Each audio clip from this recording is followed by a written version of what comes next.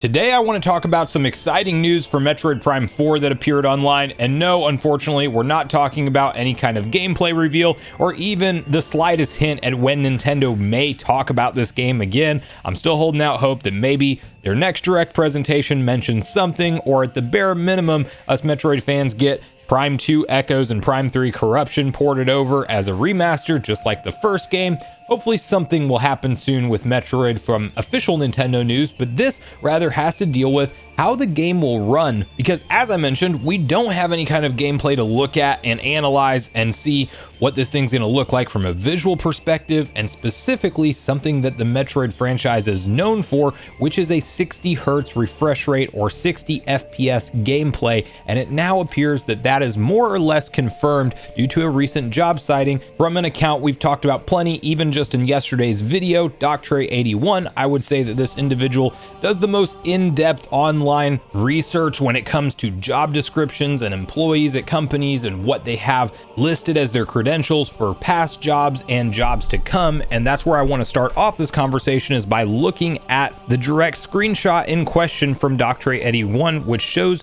the following responsibilities from this developer, who says combined HLSL, Houdini game editor scripting, and C++ coding to create complex visuals, author HDAs to procedurally generate data encoded models and textures, flow map, simultaneous, etc., interactive environmental effects, rain, steam, lava, shot reaction, visor effects, etc., collaborate across disciplines to make sure game world comes to life with detail and flourishes. I hope players notice. Specialize in authoring energy-based visuals, holograms, force fields, projectiles, sci-fi glass, etc. Optimize content to help our project maintain 60 Hz on Nintendo hardware, and the games listed in question beneath are Metroid Prime Remastered for Switch and Metroid Prime 4 for Switch. Now, there's currently a lot of debate online on whether or not Metroid Prime 4 will indeed just be a Nintendo Switch exclusive game, or if it's maybe going to be saved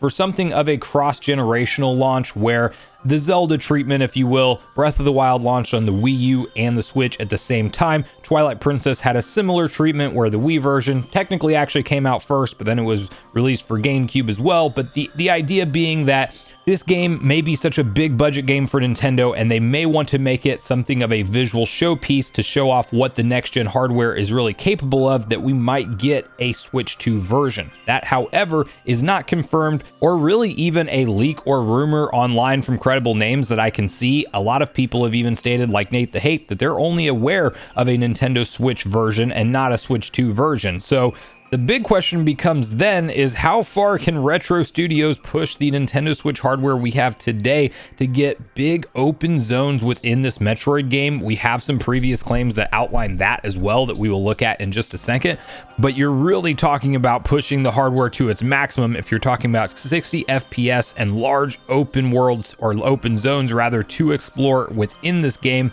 As you can see, some other info that's a little bit more dated but is worth talking about for this conversation, that says, and while those questions remain unanswered for now, some potential new details on the game may have emerged nonetheless. Xbox Era co-founder Nick Baker recently spoke about Metroid Prime 4 on the Xbox Era podcast and offered some brief new details coming from someone who supposedly had gotten eyes on the game. In addition to the game looking visually unbelievable, said source also claims that Metroid Prime 4 will also feature big, massive areas. Baker says that although he doesn't believe the game is going to be open world, it will have significantly larger areas than previous titles in the series. According to Baker, the person seeing the game in action apparently said that the size of the environments reminded them of Halo Infinite's big and open environments, though Halo Infinite really was open world, of course. So we are talking about areas large enough in scope that make you look at it and really think that it is an open world game, even though that is not the claim here. It should still be open zone. I mean, open world and open zone, if you think of Sonic Frontiers, which we also talked about in yesterday's video, because apparently there's a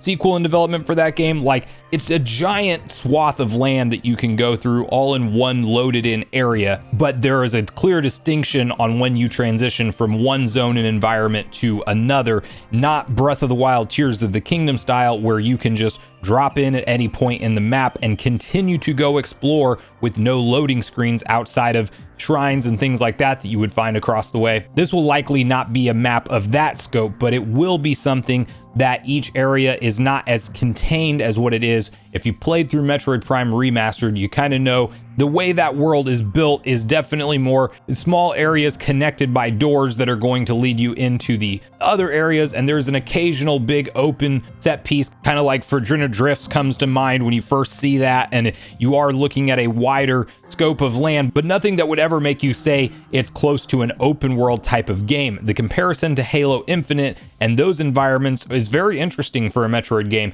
and as considering that this is likely still a Nintendo Switch 1 title and not a Nintendo Switch 2 title, even though it may have a version saved for Switch 2, having some kind of loose confirmation from a developer stating that part of their job is to make sure that the game runs at 60 Hertz is very impressive. And so now we're at a point where all we need to see is some kind of gameplay. We also have covered in previous videos around the topic of Metroid Prime 4 that there's been some game testing job descriptions also uncovered that more or less insinuating that testing has been underway for this game for quite some time now, like the kind of detailed bug testing and polish that you see Nintendo do. Those jobs have been spotted online and they're a year plus old at this point. So Nintendo may be giving it that extra Tears of the Kingdom time, like what we saw them do for Tears of the Kingdom. Of course, with Zelda games, they tend to announce them way in advance and give us some drip feed trailers along the way. But we did see Nintendo just opt to essentially take a whole extra year to just polish the game. We know that due to developer interviews that the game was essentially done and content complete in 2022 and could have been ready to go, but they wanted that whole extra year for polish.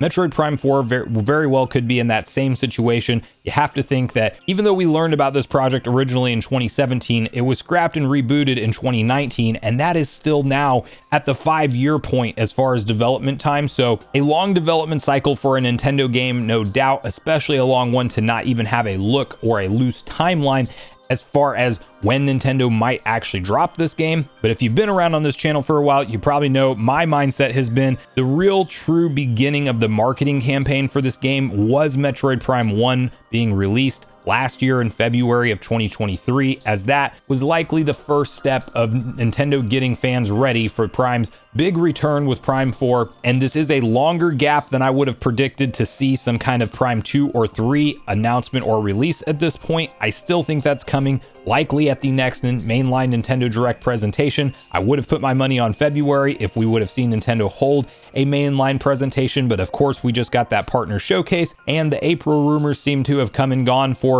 a Direct taking place this month more or less, and eyes are now shifting more to that May-June timeline that we historically see Nintendo hold their middle of the year Direct anyway. We've had the Indie World, we've had their partner Direct, we're just waiting for some kind of mainline Direct, and I would be willing to bet good money that Prime 2 or 3 in a bundle pack or even individual releases show up as a shadow drop game in some way, shape, and form. And I am hopeful that when that happens, that is also the big launch of the marketing campaign for Metroid Prime 4, which there is an outstanding rumor around from Jeff Grubb that he was hearing around May is when that was supposed to happen. Well, I think May or June could be just as likely at this point, but this could be the big ramp up moment and finally a look at gameplay. And will we see that 60 frames per second confirmation with giant open worlds and open zones rather to go explore? I think that sounds very likely the more information that we have gotten, but that's really where I want to hear from you guys at this point in the video. What do you make of all of this? Are you impressed with the claims that Retro Studios may have indeed pulled off a 60 frames per second refresh rate